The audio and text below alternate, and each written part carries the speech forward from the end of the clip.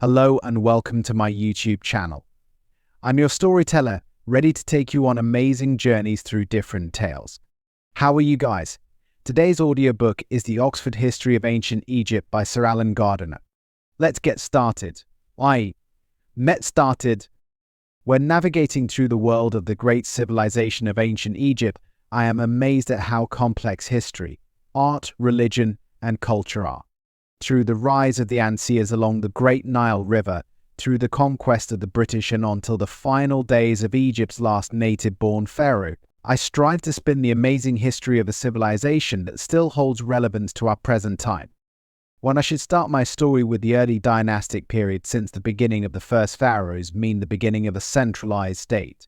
To be more precise, I recall the process of the unification of Upper and Lower Egypt, the beginning of the formation of the great monarchy.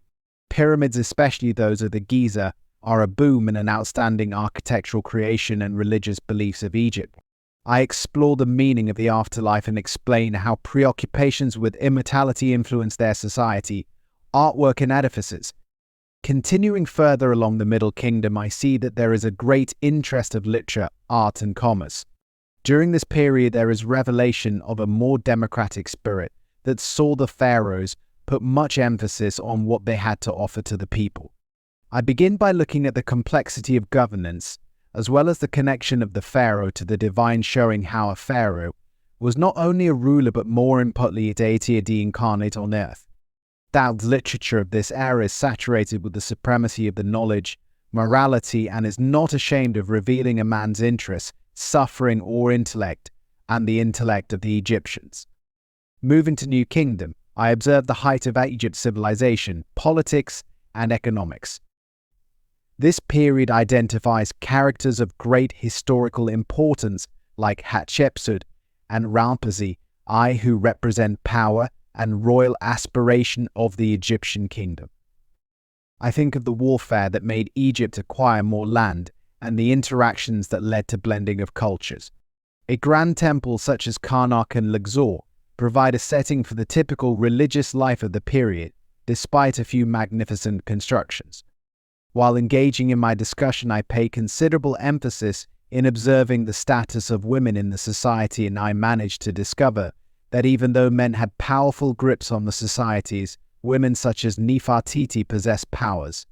These reflections depict a rich polytheistic system that dominated all spheres of the ancient society's agriculture, politics and economy, etc. In this paper, I assess the effects of foreign interferences, particularly invasions by the Assyrians and the Persians, and these invasions disrupted the base of Egyptian state and brought radical transformations. Towards the later periods, I realized the decay of this hitherto powerful civilization. So it appears the Greeks thus announcing a new epoch in the history of Egypt, resulting in syncretism which changed identity of the region. Or think of the importance of Alexandria as a learning city and a symbol of learning and culture, the central place of study in different traditions. So thus, to my mind, making a list of the ancient Egypt's contributions that would further extend beyond the sphere of art and include science and philosophy as well. These facts of evolving on the same territory for millennia make people realize how strong human spirit is.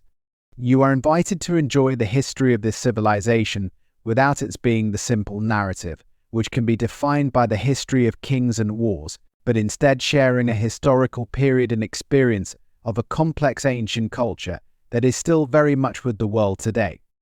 If you enjoyed this video, please like, share, and subscribe the Sonic Library for more audiobooks.